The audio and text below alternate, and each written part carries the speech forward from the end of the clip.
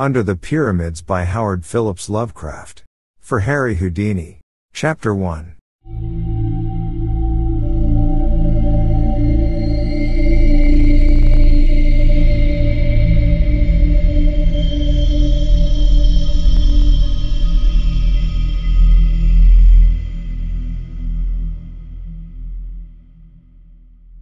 Mystery attracts mystery. Ever since the wide appearance of my name as a performer of unexplained feats, I have encountered strange narratives and events which my calling has led people to link with my interests and activities. Some of these have been trivial and irrelevant, some deeply dramatic and absorbing, some productive of weird and perilous experiences, and some involving me in extensive scientific and historical research. Many of these matters I have told and shall continue to tell freely, but there is one of which I speak with great reluctance, and which I am now relating only after a session of grilling persuasion from the publishers of this magazine, who had heard vague rumors of it from other members of my family. The hitherto guarded subject pertains to my non-professional visit to Egypt 14 years ago, and has been avoided by me for several reasons. For one thing, I am averse to exploiting certain unmistakably actual facts and conditions obviously unknown to the myriad tourists who throng about the pyramids and apparently secreted with much diligence by the authorities at Cairo, who cannot be wholly ignorant of them. For another thing, I dislike to recount an incident in which my own fantastic imagination must have played so great a part. What I saw, or thought I saw, certainly did not take place but is rather to be viewed as a result of my then recent readings in Egyptology, and of the speculations anent this theme which my environment naturally prompted. These imaginative stimuli, magnified by the excitement of an actual event terrible enough in itself, undoubtedly gave rise to the culminating horror of that grotesque night so long past. In January, 1910, I had finished a professional engagement in England and signed a contract for a tour of Australian theatres. A liberal time being allowed for the trip, I determined to make the most of it in the sort of travel which chiefly interests me, so accompanied by my wife I drifted pleasantly down the continent and embarked at Marseille on the P.O. steamer Malwa, bound for Port Said. From that point I proposed to visit the principal historical localities of Lower Egypt before leaving finally for Australia. The voyage was an agreeable one, and enlivened by many of the amusing incidents which befall a magical performer apart from his work. I had intended, for the sake of quiet travel, to keep my name a secret, but was goaded into betraying myself by a fellow magician whose anxiety to astound the passengers with ordinary tricks tempted me to duplicate and exceed his feats in a manner quite destructive of my incognito. I mention this because of its ultimate effect, an effect I should have foreseen before unmasking to a shipload of tourists about to scatter throughout the Nile Valley. What it did was to herald my identity wherever I subsequently went, and deprive my wife and me of all the placid inconspicuousness we had sought. Traveling to seek curiosities, I was often forced to stand inspection as a sort of curiosity myself. We had come to Egypt in search of the picturesque and the mystically impressive, but found little enough when the ship edged up to Port Said and discharged its passengers in small boats. Low dunes of sand, bobbing buoys in shallow water, and a drearily European small town with nothing of interest save the Great de Lesseps statue, made us anxious to get on to something more worth our while. After some discussion we decided to proceed at once to Cairo and the pyramids, later going to Alexandria for the Australian boat and for whatever Greco-Roman sites that ancient metropolis might present. The railway journey was tolerable enough, and consumed only 4 hours and a half.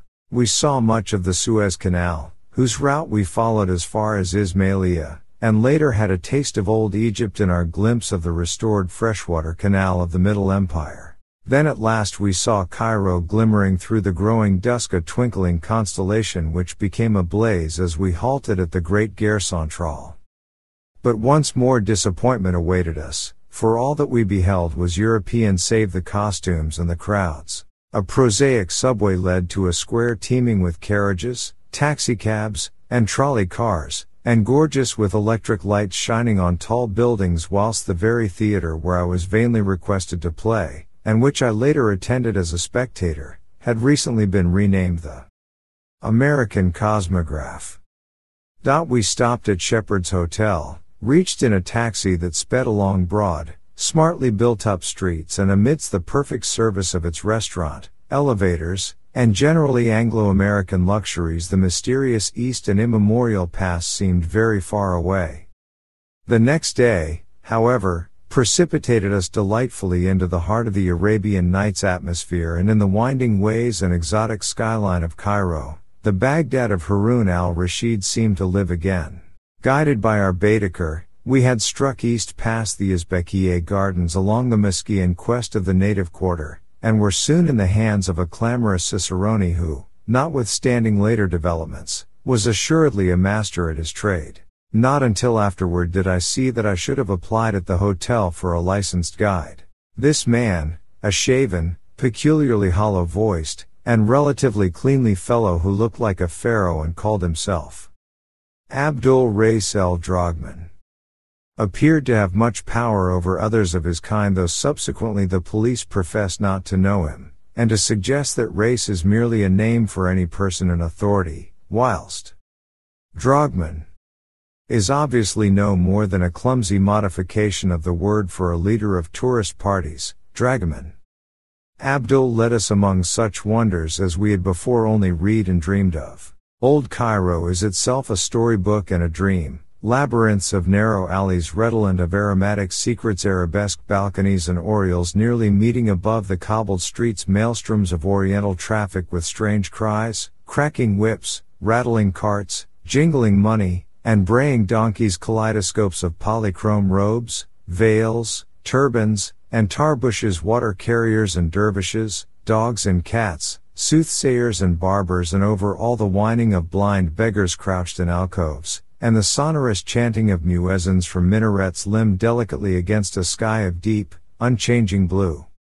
The roofed, quieter bazaars were hardly less alluring. Spice, perfume, incense, beads, rugs, silks, and brass. Old Mahmud Suleiman squats cross-legged amidst his gummy bottles while chattering youths pulverize mustard in the hollowed-out capital of an ancient classic column, a Roman Corinthian, perhaps from neighboring Heliopolis, where Augustus stationed one of his 3 Egyptian legions. Antiquity begins to mingle with exoticism. And then the mosques and the museum, we saw them all, and tried not to let our Arabian revel succumb to the darker charm of pharaonic Egypt which the museum's priceless treasures offered. That was to be our climax, and for the present we concentrated on the medieval Saracenic glories of the caliphs whose magnificent tomb mosques form a glittering fairy necropolis on the edge of the Arabian desert. At length Abdul took us along the Sharia Muhammad Ali to the ancient mosque of Sultan Hassan, and the tower-flanked Bab el-Azab, beyond which climbs the steep-walled pass to the mighty citadel that Saladin himself built with the stones of forgotten pyramids. It was sunset when we scaled that cliff, circled the modern mosque of Muhammad Ali, and looked down from the dizzying parapet over mystic Cairo all golden with its carven domes, its ethereal minarets, and its flaming gardens. Far over the city towered the great Roman dome of the new museum, and beyond it, across the cryptic yellow Nile that is the mother of eons and dynasties, lurked the menacing sands of the Libyan desert, undulant and iridescent and evil with older arcana. The red sun sank low, bringing the relentless chill of Egyptian dusk, and as it stood poised on the world's rim like that ancient god of Heliopolis, Re-Hericht, the horizon sun, we saw silhouetted against its vermeil holocaust the black outlines of the pyramids of Giza, the Paleogean tombs that were hoary with 1,000 years when Tutankhamun mounted his golden throne in distant Thebes. Then we knew that we were done with Saracen Cairo, and that we must taste the deeper mysteries of primal Egypt, the black chem of Re and Amen, Isis and Osiris. The next morning we visited the pyramids, riding out in a Victoria across the Great Nile Bridge with its bronze lions, the island of Gizeh with its massive lebbek trees, and the smaller English bridge to the western shore. Down the shore road we drove, between great rows of lebbeks, and past the vast zoological gardens to the suburb of Giza, where a new bridge to Cairo proper has since been built. Then, turning inland along the Sharia el-Haram, We crossed a region of glassy canals and shabby native villages till before us loomed the objects of our quest, cleaving the mists of dawn and forming inverted replicas in the roadside pools. 40 centuries, as Napoleon had told his campaigners there, indeed looked down upon us. The road now rose abruptly, till we finally reached our place of transfer between the trolley station and the Mina House Hotel. Abdul Rais, who capably purchased our pyramid tickets, seemed to have an understanding with the crowding, yelling, and offensive Bedouins who inhabited a squalid mud village some distance away and pestiferously assailed every traveler, for he kept them very decently at bay and secured an excellent pair of camels for us, himself mounting a donkey and assigning the leadership of our animals to a group of men and boys more expensive than useful.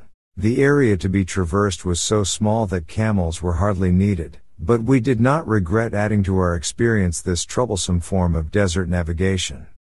The pyramids stand on a high rock plateau, this group forming next to the northernmost of the series of regal and aristocratic cemeteries built in the neighborhood of the extinct capital Memphis, which lay on the same side of the Nile, somewhat south of Giza, and which flourished between 3400 and 2000 BC. The greatest pyramid, which lies nearest the modern road, was built by King Cheops or Khufu about 2800 BC, and stands more than 450 feet in perpendicular height. In a line southwest from this are successively the second pyramid, built a generation later by King Khephren, and though slightly smaller, looking even larger because set on higher ground, and the radically smaller third pyramid of King Misrinus, built about 2700 BC near the edge of the plateau and due east of the second pyramid, with a face probably altered to form a colossal portrait of Khephren, its royal restorer, stands the monstrous Sphinx, mute, sardonic, and wise beyond mankind in memory. Minor pyramids and the traces of ruined minor pyramids are found in several places, and the whole plateau is pitted with the tombs of dignitaries of less than royal rank. These latter were originally marked by mastabas, or stone bench-like structures about the deep burial shafts, as found in other Memphian cemeteries and exemplified by Preneb's tomb in the Metropolitan Museum of New York. At Giza, however, all such visible things have been swept away by time and pillage, and only the rock-hewn shafts, either sand-filled or cleared out by archaeologists, remain to attest their former existence. Connected with each tomb was a chapel in which priests and relatives offered food and prayer to the hovering Ka or vital principle of the deceased. The small tombs have their chapels contained in their stone mastabas or superstructures, but the mortuary chapels of the pyramids, where regal pharaohs lay, were separate temples, each to the east of its corresponding pyramid, and connected by a causeway to a massive gate chapel or propylon at the edge of the rock plateau.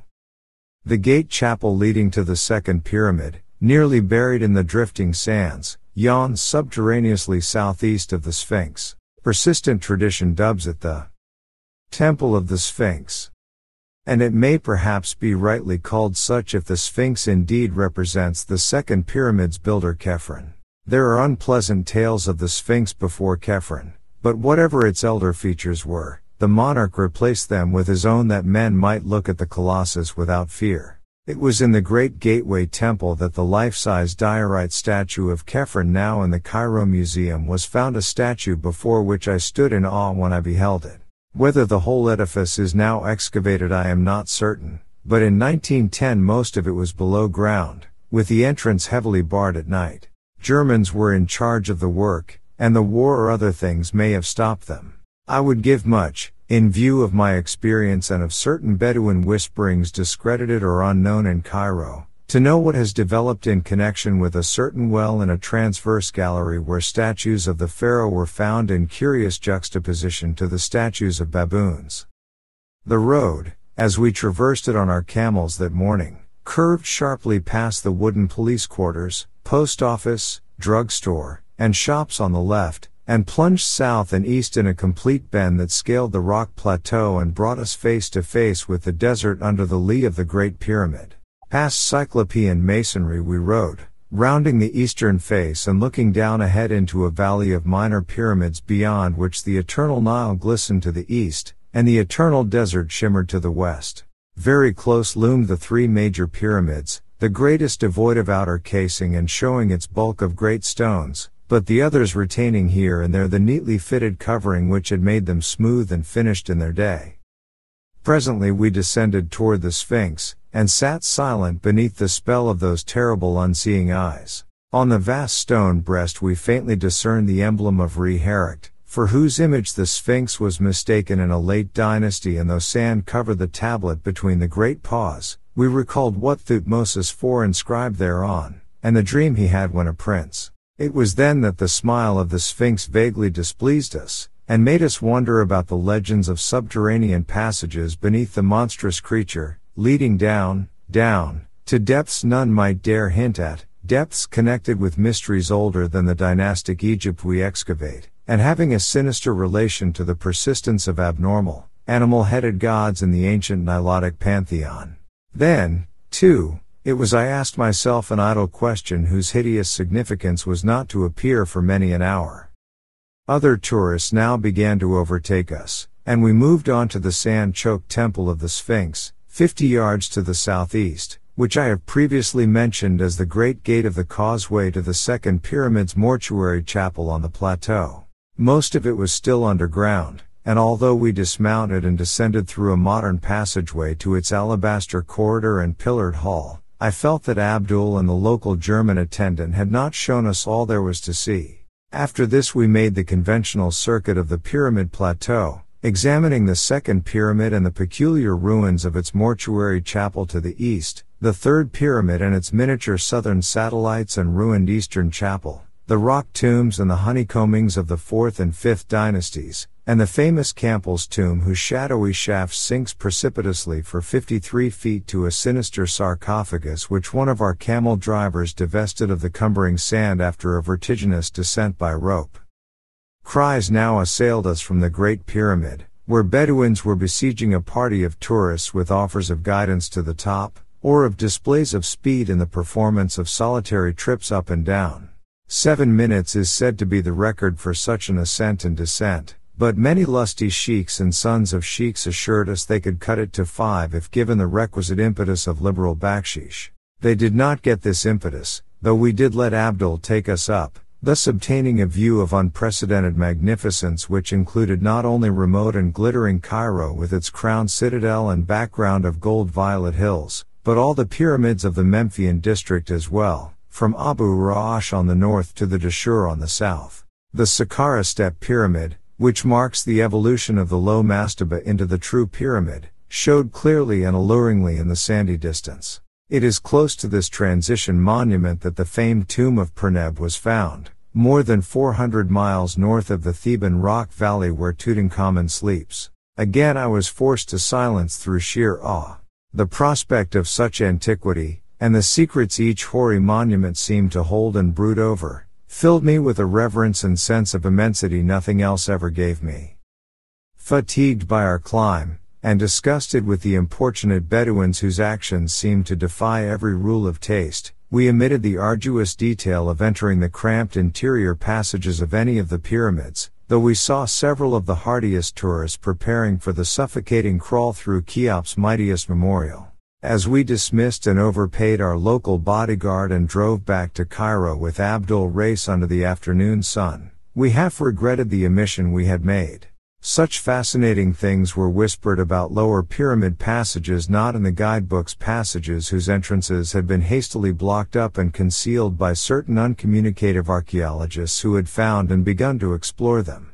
Of course, this whispering was largely baseless on the face of it, but it was curious to reflect how persistently visitors were forbidden to enter the pyramids at night, or to visit the lowest burrows and crypt of the Great Pyramid. Perhaps in the latter case it was the psychological effect which was feared, the effect on the visitor of feeling himself huddled down beneath a gigantic world of solid masonry joined to the life he has known by the merest tube, in which he may only crawl, and which any accident or evil design might block. The whole subject seemed so weird and alluring that we resolved to pay the Pyramid Plateau another visit at the earliest possible opportunity. For me this opportunity came much earlier than I expected.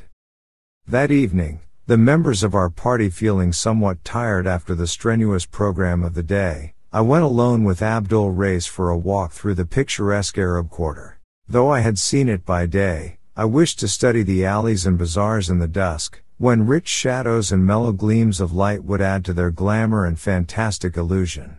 The native crowds were thinning, but were still very noisy and numerous when we came upon a knot of reveling Bedouins in the Suken na Asan, or Bazaar of the Coppersmiths. Their apparent leader, an insolent youth with heavy features and saucily cocked tarbush, took some notice of us and evidently recognized with no great friendliness my competent, but admittedly supercilious and sneeringly disposed guide. Perhaps, I thought, he resented that odd reproduction of the Sphinx's half-smile which I had often remarked with amused irritation, or perhaps he did not like the hollow and sepulchral resonance of Abdul's voice. At any rate, the exchange of ancestrally opprobrious language became very brisk, and before long Ali Ziz, as I heard the stranger called when called by no worse name, began to pull violently at Abdul's robe, an action quickly reciprocated, and leading to a spirited scuffle in which both combatants lost their sacredly cherished headgear and would have reached an even direr condition had I not intervened and separated them by main force. My interference, at first seemingly unwelcome on both sides, succeeded at last in effecting a truce. Sullenly each belligerent composed his wrath in his attire, and with an assumption of dignity as profound as it was sudden, the two formed a curious pact of honor which I soon learned is a custom of great antiquity in Cairo, a pact for the settlement of their difference by means of a nocturnal fist fight atop the Great Pyramid, long after the departure of the last moonlight sightseer. Each duelist was to assemble a party of seconds, and the affair was to begin at midnight, proceeding by rounds in the most civilized possible fashion.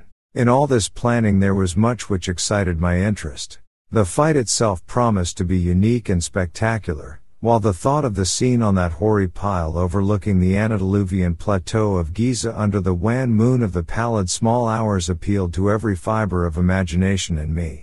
A request found Abdul exceedingly willing to admit me to his party of seconds, so that all the rest of the early evening I accompanied him to various dens in the most lawless regions of the town, mostly northeast of the Uzbekiye, where he gathered one by one a select and formidable band of congenial cutthroats as his pugilistic background. Shortly after 9 our party, mounted on donkeys bearing such royal or tourist reminiscent names as Ramesses, Mark Twain, J. P. Morgan, and Minnehaha, edged through street labyrinths both oriental and occidental, crossed the muddy and mast-forested Nile by the Bridge of the Bronze Lions, and cantered philosophically between the lebbeks on the road to Giza. Slightly over 2 hours were consumed by the trip, toward the end of which we passed the last of the returning tourists, saluted the last inbound trolley car, and were alone with the night in the past and the spectral moon.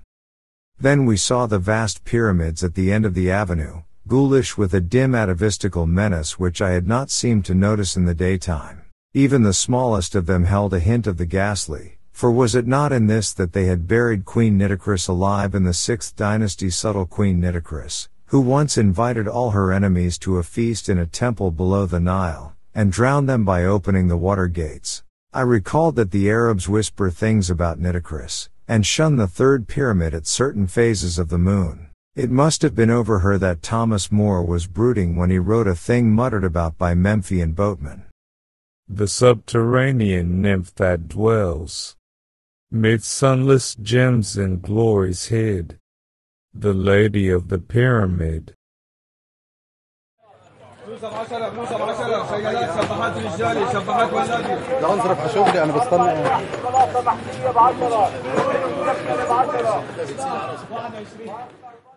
Early as we were, Ali Ziz and his party were ahead of us, for we saw their donkeys outlined against the desert plateau at Kafr el-Haram, toward which squalid Arab settlement, close to the Sphinx, we had diverged instead of following the regular road to the Mina house, where some of the sleepy, inefficient police might have observed and halted us. Here, where filthy Bedouins stabled camels and donkeys in the rock tombs of Khephrun's courtiers, we were led up the rocks and over the sand to the Great Pyramid, up whose time-worn sides the Arabs swarmed eagerly, Abdul Rais offering me the assistance I did not need.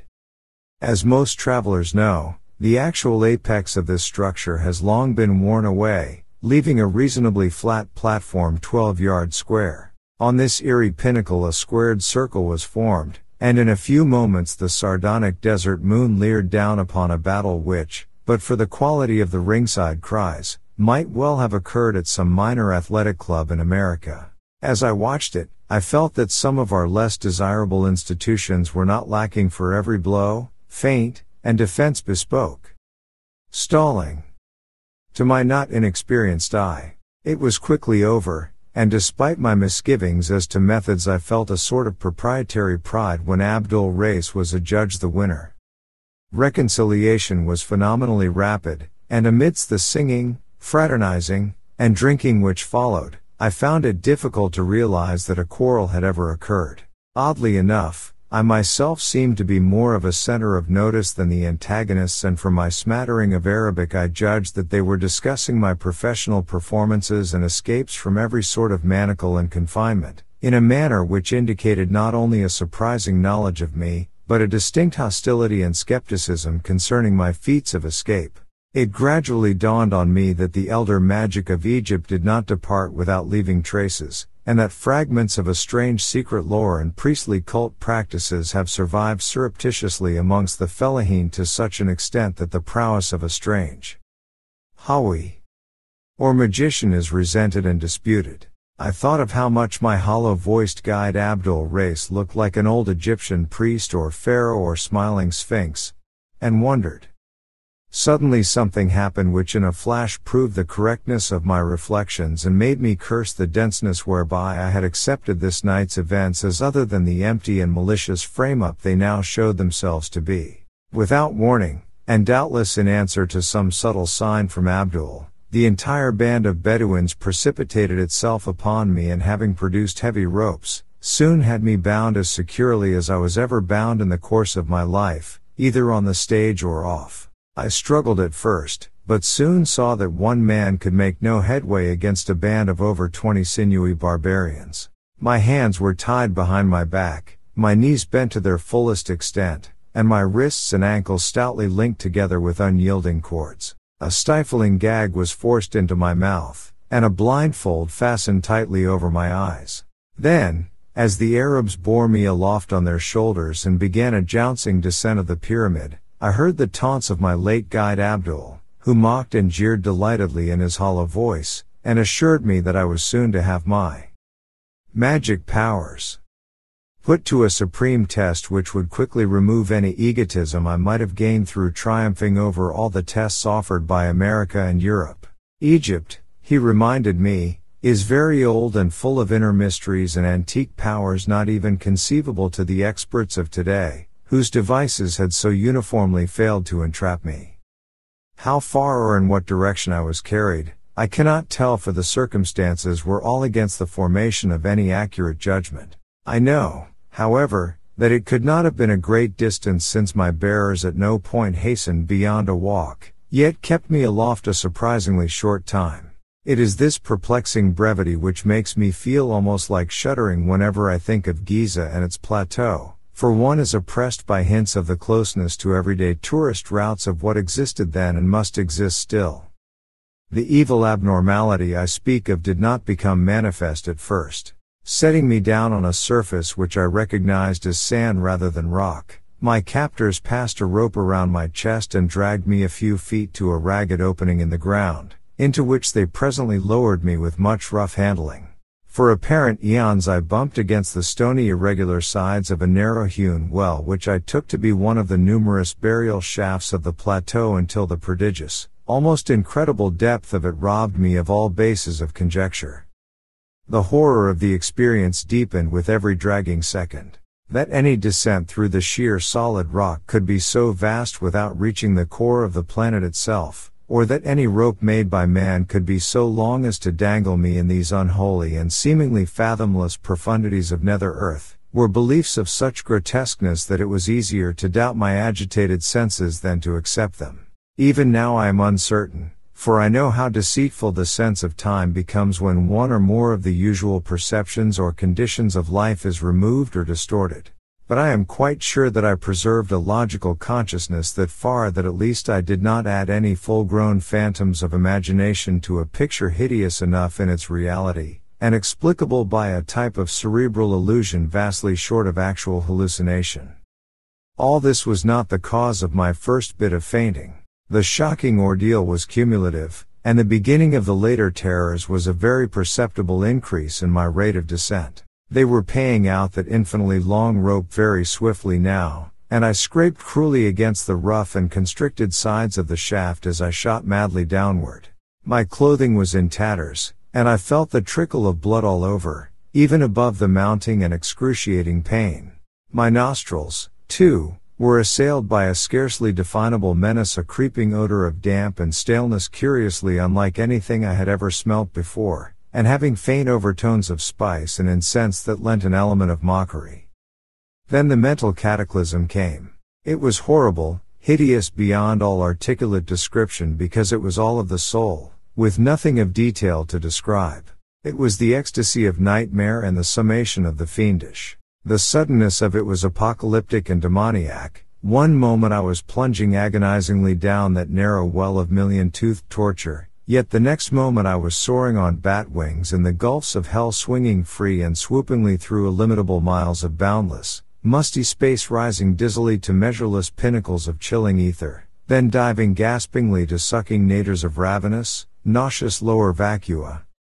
Thank God for the mercy that shut out in oblivion those clawing furies of consciousness which half unhinged my faculties, and tore harpy-like at my spirit.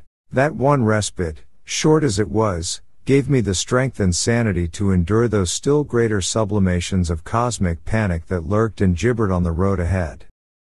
Chapter 2.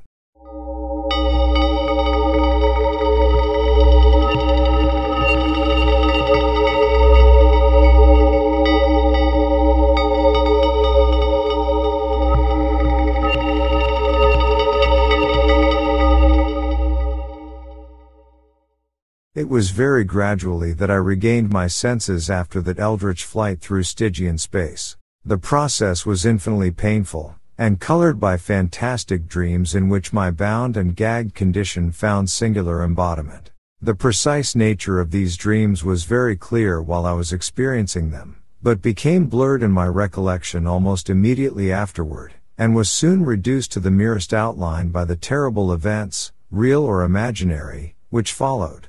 I dreamed that I was in the grasp of a great and horrible paw, a yellow, hairy, five-clawed paw which had reached out of the earth to crush and engulf me. And when I stopped to reflect what the paw was, it seemed to me that it was Egypt. In the dream I looked back at the events of the preceding weeks, and saw myself lured and enmeshed little by little, subtly and insidiously, by some hellish ghoul spirit of the elder Nile sorcery, some spirit that was in Egypt before ever man was, and that will be when man is no more.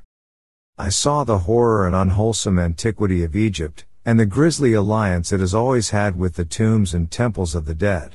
I saw phantom processions of priests with the heads of bulls, falcons, cats, and ibises, phantom processions marching interminably through subterraneous labyrinths and avenues of titanic propylaea beside which a man is as a fly, and offering unnameable sacrifices to indescribable gods. Stone colossi marched in endless night and drove herds of grinning androsphinxes down to the shores of illimitable stagnant rivers of pitch. And behind it all I saw the ineffable malignity of primordial necromancy, black and amorphous, and fumbling greedily after me in the darkness to choke out the spirit that had dared to mock it by emulation. In my sleeping brain there took shape a melodrama of sinister hatred and pursuit, and I saw the black soul of Egypt singling me out and calling me in inaudible whispers, calling and luring me, leading me on with the glitter and glamour of a Saracenic surface, but ever pulling me down to the age-mad catacombs and horrors of its dead and abysmal pharaonic heart. Then the dream faces took on human resemblances, and I saw my guide Abdul race in the robes of a king, with the sneer of the Sphinx on his features, and I knew that those features were the features of Khephren the Great, who raised the second pyramid, carved over the Sphinx's face in the likeness of his own, and built that titanic gateway temple whose myriad corridors the archaeologists think they have dug out of the cryptical sand and the uninformative rock. And I looked at the long, lean, rigid hand of Khephren, the long, lean, rigid hand as I had seen it on the diorite statue in the Cairo Museum, the statue they had found in the terrible Gateway Temple, and wondered that I had not shrieked when I saw it on Abdul Rais. That hand. It was hideously cold, and it was crushing me. It was the cold and cramping of the sarcophagus. The chill and constriction of unrememberable Egypt. It was knighted, necropolitan Egypt itself. That yellow paw. And they whisper such things of Khephren. But at this juncture I began to awake, or at least, to assume a condition less completely that of sleep than the one just preceding. I recalled the fight atop the pyramid, the treacherous Bedouins and their attack, my frightful descent by rope through endless rock depths, and my mad swinging and plunging in a chill void redolent of aromatic putrescence. I perceived that I now lay on a damp rock floor, and that my bonds were still biting into me with unloosened force. It was very cold, and I seemed to detect a faint current of noisome air sweeping across me. The cuts and bruises I had received from the jagged sides of the rock shaft were paining me woefully, their soreness enhanced to a stinging or burning acuteness by some pungent quality in the faint draught, and the mere act of rolling over was enough to set my whole frame throbbing with untold agony. As I turned I felt a tug from above, and concluded that the rope whereby I was lowered still reached to the surface. Whether or not the Arabs still held it, I had no idea, nor had I any idea how far within the earth I was. I knew that the darkness around me was wholly or nearly total, since no ray of moonlight penetrated my blindfold, but I did not trust my senses enough to accept as evidence of extreme depth the sensation of vast duration which had characterized my descent.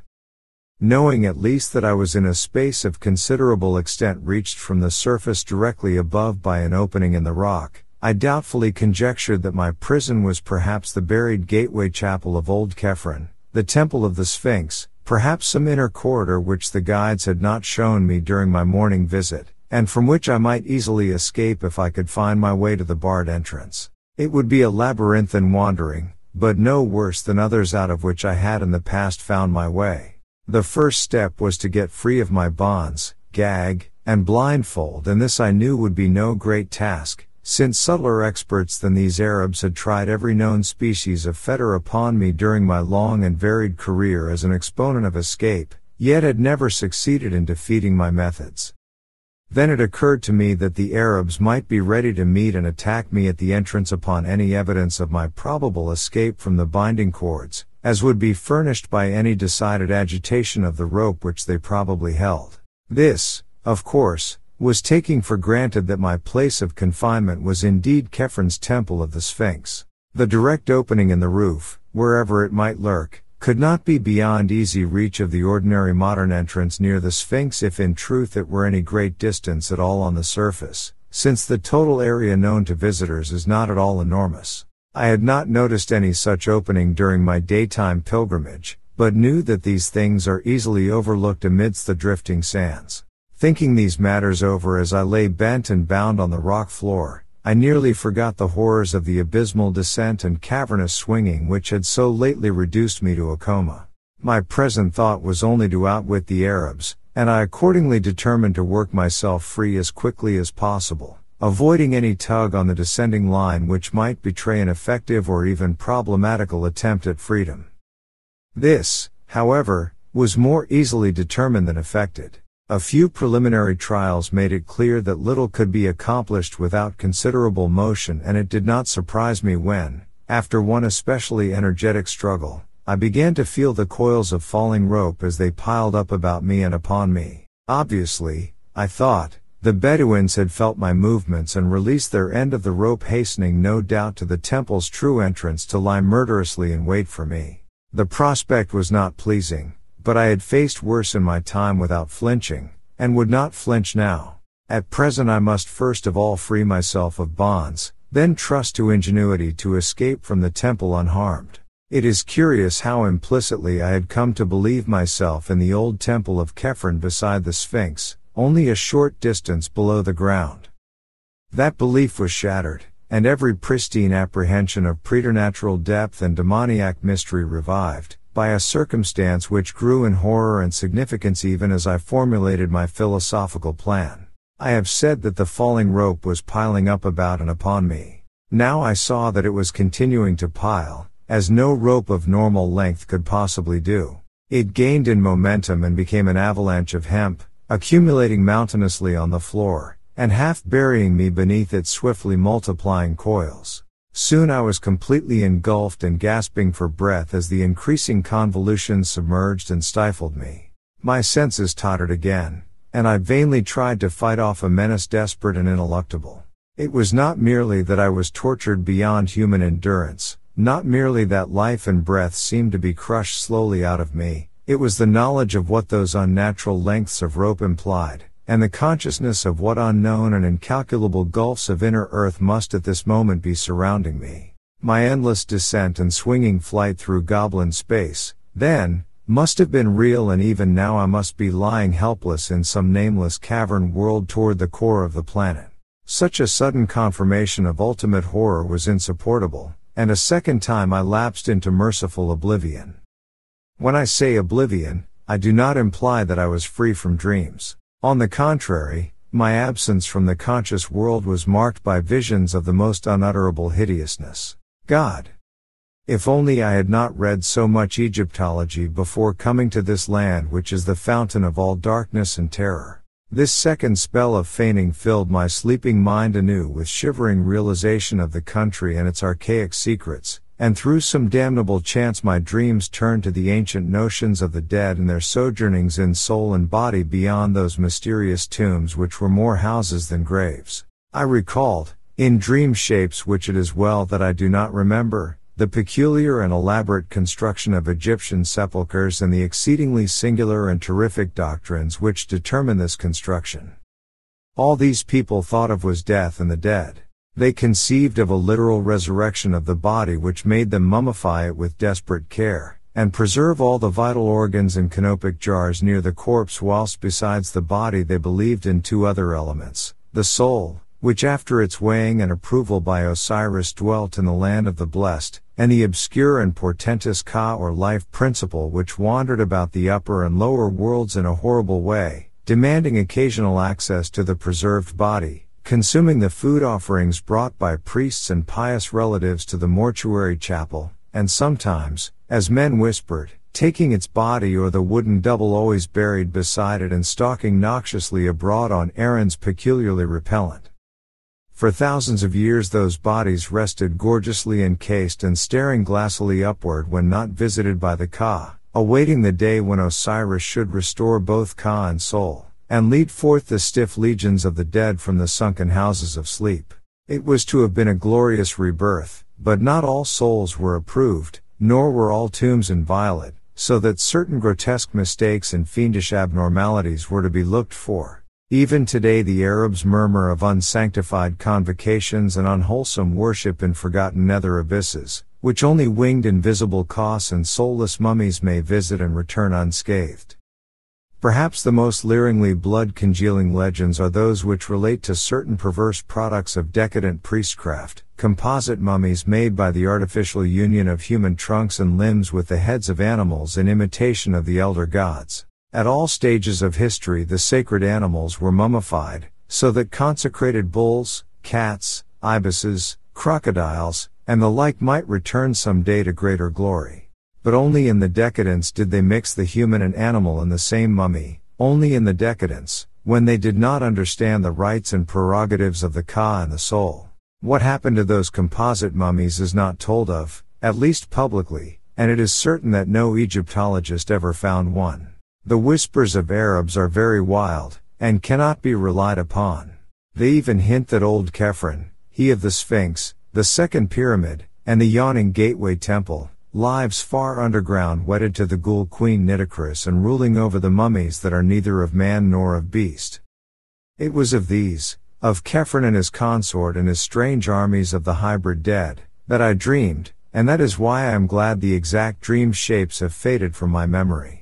My most horrible vision was connected with an idle question I had asked myself the day before when looking at the great carven riddle of the desert and wondering with what unknown depths the temple so close to it might be secretly connected.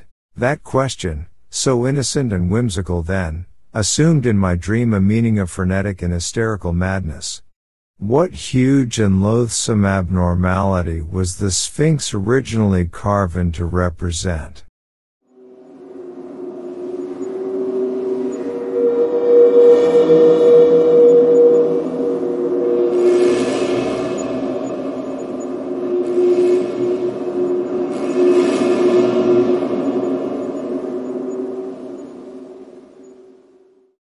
My second awakening, if awakening it was, is a memory of stark hideousness which nothing else in my life, save one thing which came after, can parallel, and that life has been full and adventurous beyond most men's. Remember that I had lost consciousness whilst buried beneath a cascade of falling rope whose immensity revealed the cataclysmic depth of my present position.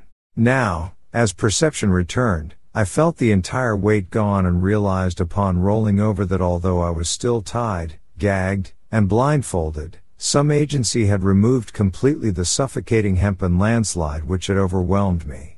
The significance of this condition, of course, came to me only gradually, but even so I think it would have brought unconsciousness again had I not by this time reached such a state of emotional exhaustion that no new horror could make much difference. I was alone. With what? Before I could torture myself with any new reflection, or make any fresh effort to escape from my bonds, an additional circumstance became manifest. Pains not formerly felt were racking my arms and legs, and I seemed coated with a profusion of dried blood beyond anything my former cuts and abrasions could furnish. My chest, too, seemed pierced by 100 wounds, as though some malign, titanic ibis had been pecking at it. Assuredly the agency which had removed the rope was a hostile one, and had begun to wreak terrible injuries upon me when somehow impelled to desist. Yet at the time my sensations were distinctly the reverse of what one might expect. Instead of sinking into a bottomless pit of despair, I was stirred to a new courage and action, for now I felt that the evil forces were physical things which a fearless man might encounter on an even basis. On the strength of this thought I tugged again at my bonds, and used all the art of a lifetime to free myself, as I had so often done amidst the glare of lights and the applause of vast crowds. The familiar details of my escaping process commenced to engross me, and now that the long rope was gone I half regained my belief that the supreme horrors were hallucinations after all, and that there had never been any terrible shaft, measureless abyss, or interminable rope. Was I after all in the gateway temple of Khephren beside the Sphinx, and had the sneaking Arab stolen in to torture me as I lay helpless there? At any rate, I must be free. Let me stand up unbound, ungagged, and with eyes open to catch any glimmer of light which might come trickling from any source, and I could actually delight in the combat against evil and treacherous foes.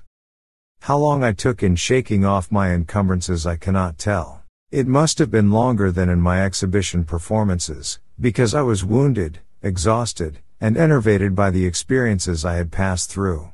When I was finally free, and taking deep breaths of a chill, damp, evilly spiced air all the more horrible when encountered without the screen of gag and blindfold edges, I found that I was too cramped and fatigued to move at once. There I lay, trying to stretch a frame bent and mangled, for an indefinite period, and straining my eyes to catch a glimpse of some ray of light which would give a hint as to my position. By degrees my strength and flexibility returned, but my eyes beheld nothing. As I staggered to my feet I peered diligently in every direction, yet met only an ebony blackness as great as that I had known when blindfolded. I tried my legs, blood encrusted beneath my shredded trousers, and found that I could walk yet could not decide in what direction to go. Obviously I ought not to walk at random, and perhaps retreat directly from the entrance I sought, so I paused to note the direction of the cold, fetid, natron-scented air current which I had never ceased to feel. Accepting the point of its source as the possible entrance to the abyss, I strove to keep track of this landmark and to walk consistently toward it. I had had a matchbox with me, and even a small electric flashlight, but of course the pockets of my tossed and tattered clothing were long since emptied of all heavy articles. As I walked cautiously in the blackness, the draft grew stronger and more offensive, till at length I could regard it as nothing less than a tangible stream of detestable vapor pouring out of some aperture like the smoke of the genie from the fisherman's jar in the Eastern tale. The East? Egypt? Truly, this dark cradle of civilization was ever the wellspring of horrors and marvels unspeakable. The more I reflected on the nature of this cavern wind, the greater my sense of disquiet became, for although despite its odor I had sought its source as at least an indirect clue to the outer world, I now saw plainly that this foul emanation could have no admixture or connection whatsoever with the clean air of the Libyan desert, but must be essentially a thing vomited from sinister gulfs still lower down. I had, then, been walking in the wrong direction. After a moment's reflection I decided not to retrace my steps. Away from the draft I would have no landmarks, for the roughly level rock floor was devoid of distinctive configurations. If, however, I followed up the strange current, I would undoubtedly arrive at an aperture of some sort, from whose gate I could perhaps work round the walls to the opposite side of this cyclopean and otherwise unnavigable hall. That I might fail, I well realized. I saw that this was no part of Khephren gateway temple which tourists know, and it struck me that this particular hall might be unknown even to archaeologists, and merely stumbled upon by the inquisitive and malignant Arabs who had imprisoned me. If so, was there any present gate of escape to the known parts or to the outer air? What evidence, indeed, did I now possess that this was the gateway temple at all? For a moment all my wildest speculations rushed back upon me, and I thought of that vivid melange of impressions, descent, suspension in space, the rope, my wounds, and the dreams that were frankly dreams. Was this the end of life for me? Or indeed, would it be merciful if this moment were the end? I could answer none of my own questions, but merely kept on till fate for a third time reduced me to oblivion. This time there were no dreams, for the suddenness of the incident shocked me out of all thought either conscious or subconscious. Tripping on an unexpected descending step at a point where the offensive draft became strong enough to offer an actual physical resistance, I was precipitated headlong down a black flight of huge stone stairs into a gulf of hideousness unrelieved. That I ever breathed again is a tribute to the inherent vitality of the healthy human organism. Often I look back to that night and feel a touch of actual humor in those repeated lapses of consciousness, lapses whose succession reminded me at the time of nothing more than the crude cinema melodramas of that period. Of course, it is possible that the repeated lapses never occurred and that all the features of that underground nightmare were merely the dreams of one long coma which began with the shock of my descent into that abyss and ended with the healing balm of the outer air and of the rising sun which found me stretched on the sands of Giza before the sardonic and dawn-flushed face of the Great Sphinx. I prefer to believe this latter explanation as much as I can. Hence was glad when the police told me that the barrier to Khephren gateway temple had been found unfastened, and that a sizable rift to the surface did actually exist in one corner of the still buried part. I was glad, too, when the doctors pronounced my wounds only those to be expected from my seizure, blindfolding, lowering, struggling with bonds, falling some distance, perhaps into a depression in the temple's inner gallery, dragging myself to the outer barrier and escaping from it, and experiences like that. A very soothing diagnosis. And yet I know that there must be more than appears on the surface. That extreme descent is too vivid a memory to be dismissed, and it is odd that no one has ever been able to find a man answering the description of my guide Abdul Rais El Drogman, the tomb-throated guide who looked and smiled like King Khephren. I have digressed from my connected narrative, perhaps in the vain hope of evading the telling of that final incident, that incident which of all is most certainly an hallucination. But I promise to relate it, and do not break promises. When I recovered, or seemed to recover, my senses after that fall down the black stone stairs, I was quite as alone and in darkness as before. The windy stench, bad enough before, was now fiendish, yet I had acquired enough familiarity by this time to bear it stoically. Dazedly I began to crawl away from the place whence the putrid wind came, and with my bleeding hands felt the colossal blocks of a mighty pavement. Once my head struck against a hard object, and when I felt of it I learned that it was the base of a column of unbelievable immensity, whose surface was covered with gigantic chiseled hieroglyphics very perceptible to my touch. Crawling on, I encountered other Titan columns at incomprehensible distances apart when suddenly my attention was captured by the realization of something which must have been impinging on my subconscious hearing long before the conscious sense was aware of it. From some still lower chasm in Earth's bowels were proceeding certain sounds, measured and definite, and like nothing I had ever heard before. That they were very ancient and distinctly ceremonial, I felt almost intuitively, and much reading in Egyptology led me to associate them with the flute, the sambuc, the sistrum, and the tympanum. In their rhythmic piping, droning, rattling, and beating I felt an element of terror beyond all the known terrors of earth, a terror peculiarly dissociated from personal fear, and taking the form of a sort of objective pity for our planet, that it should hold within its depths such horrors as must lie beyond these Egyptanic cacophonies. The sounds increased in volume, and I felt that they were approaching. Then, and may all the gods of all pantheons unite to keep the like from my ears again. I began to hear, faintly and afar off, the morbid and millennial tramping of the marching things.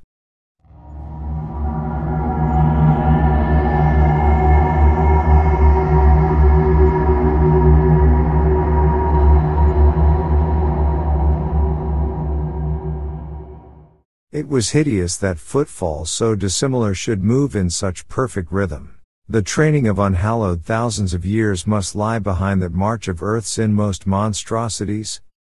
Padding, clicking, walking, stalking, rumbling, lumbering, crawling, and all to the abhorrent discords of those mocking instruments. And then, God keep the memory of those Arab legends out of my head.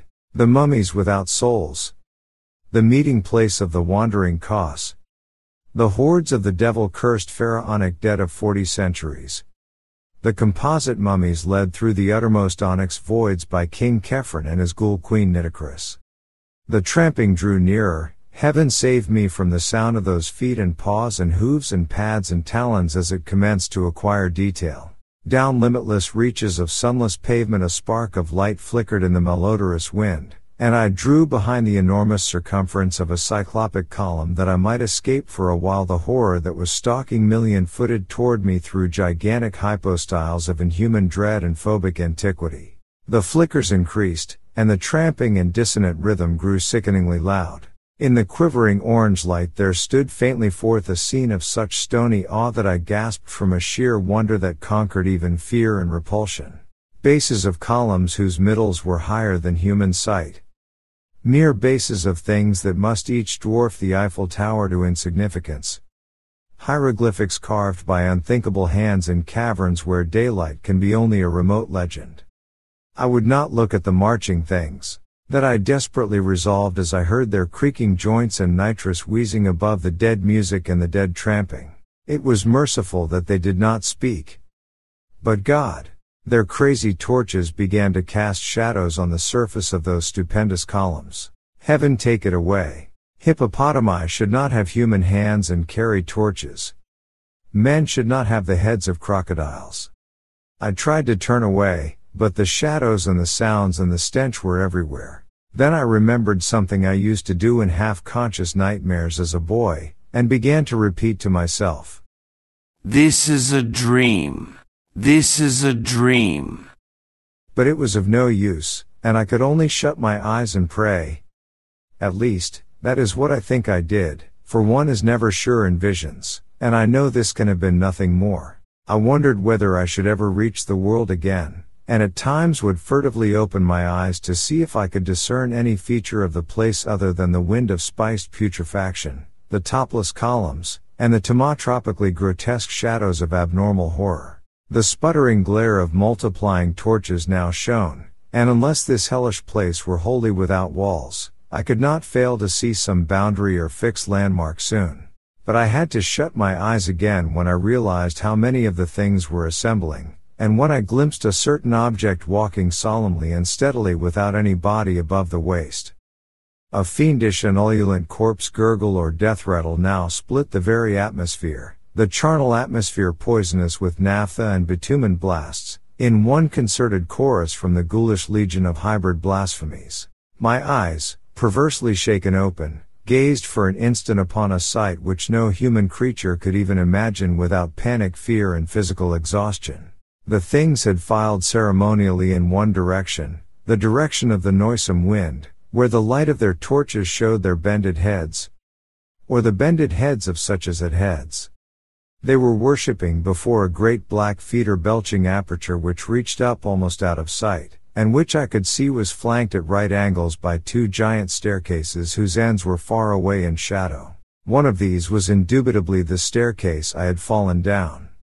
The dimensions of the whole were fully in proportion with those of the columns. An ordinary house would have been lost in it, and any average public building could easily have been moved in and out. It was so vast a surface that only by moving the eye could one trace its boundaries. So vast, so hideously black, and so aromatically stinking. Directly in front of this yawning Polyphemus door the things were throwing objects, evidently sacrifices or religious offerings, to judge by their gestures. Khephren was their leader, sneering King Khephren or the guide Abdul Rais, crowned with a golden pshent and intoning endless formulae with the hollow voice of the dead. By his side knelt beautiful Queen Nitocris, whom I saw in profile for a moment, noting that the right half of her face was eaten away by rats or other ghouls. And I shut my eyes again when I saw what objects were being thrown as offerings to the fetid aperture or its possible local deity. It occurred to me that judging from the elaborateness of this worship, the concealed deity must be one of considerable importance. Was it Osiris or Isis, Horus or Anubis, or some vast unknown god of the dead still more central and supreme? There is a legend that terrible altars and colossi were reared to an unknown one before ever the known gods were worshipped. And now, as I steeled myself to watch the rapt and sepulchral adorations of those nameless things, a thought of escape flashed upon me. The hall was dim, and the columns heavy with shadow. With every creature of that nightmare throng absorbed in shocking raptures, it might be barely possible for me to creep past to the faraway end of one of the staircases and ascend unseen, trusting to fate and skill to deliver me from the upper reaches. Where I was, I neither knew nor seriously reflected upon, and for a moment it struck me as amusing to plan a serious escape from that which I knew to be a dream. Was I in some hidden and unsuspected lower realm of Khephen's gateway temple, that temple which generations have persistently called the Temple of the Sphinx? I could not conjecture, but I resolved to ascend to life and consciousness if wit and muscle could carry me. Wriggling flat on my stomach, I began the anxious journey toward the foot of the left-hand staircase, which seemed the more accessible of the two. I cannot describe the incidents and sensations of that crawl, but they may be guessed when one reflects on what I had to watch steadily in that malign, wind-blown torchlight in order to avoid detection. The bottom of the staircase was, as I have said, far away in shadow as it had to be to rise without a bend to the dizzy parapeted landing above the titanic aperture. This placed the last stages of my crawl at some distance from the noisome herd, though the spectacle chilled me even when quite remote at my right. At length I succeeded in reaching the steps and began to climb, keeping close to the wall, on which I observed decorations of the most hideous sort, and relying for safety on the absorbed, ecstatic interest with which the monstrosities watched the foul-breezed aperture and the impious objects of nourishment they had flung on the pavement before it. Though the staircase was huge and steep, fashioned of vast porphyry blocks as if for the feet of a giant, the ascent seemed virtually interminable. Dread of discovery and the pain which renewed exercise had brought to my wounds combined to make that upward crawl a thing of agonizing memory. I had intended, on reaching the landing, to climb immediately onward along whatever upper staircase might mount from there, stopping for no last look at the carrion abominations that pawed and genuflected some 70 or 80 feet below, yet a sudden repetition of that thunderous corpse gurgle and death rattle chorus, coming as I had nearly gained the top of the flight and showing by its ceremonial rhythm that it was not an alarm of my discovery, caused me to pause and peer cautiously over the parapet. The monstrosities were hailing something which had poked itself out of the nauseous aperture to seize the hellish fare proffered it. It was something quite ponderous, even as seen from my height, something yellowish and hairy, and endowed with a sort of nervous motion. It was as large, perhaps, as a good-sized hippopotamus, but very curiously shaped. It seemed to have no neck, but 5 separate shaggy heads springing in a row from a roughly cylindrical trunk, the first very small, the second good-sized, the third and fourth equal and largest of all, and the fifth rather small, though not so small as the first. Out of these heads darted curious rigid tentacles which seized ravenously on the excessively great quantities of unmentionable food placed before the aperture. Once in a while the thing would leap up, and occasionally it would retreat into its den in a very odd manner. Its locomotion was so inexplicable that I stared in fascination, wishing it would emerge further from the cavernous lair beneath me.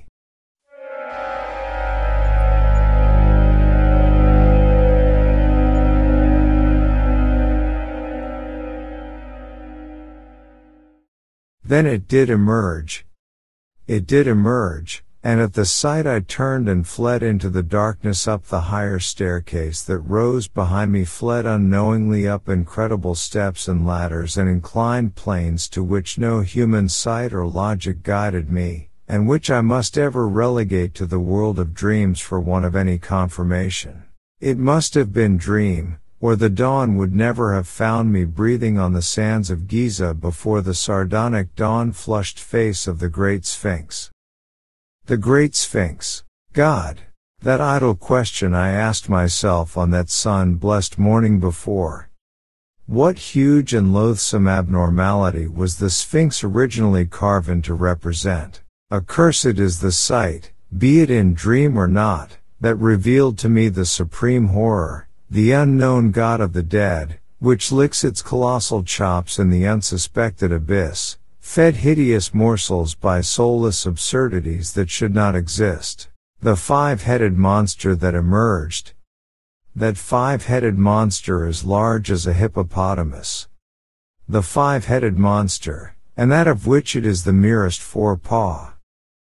But I survived, and I know it was only a dream.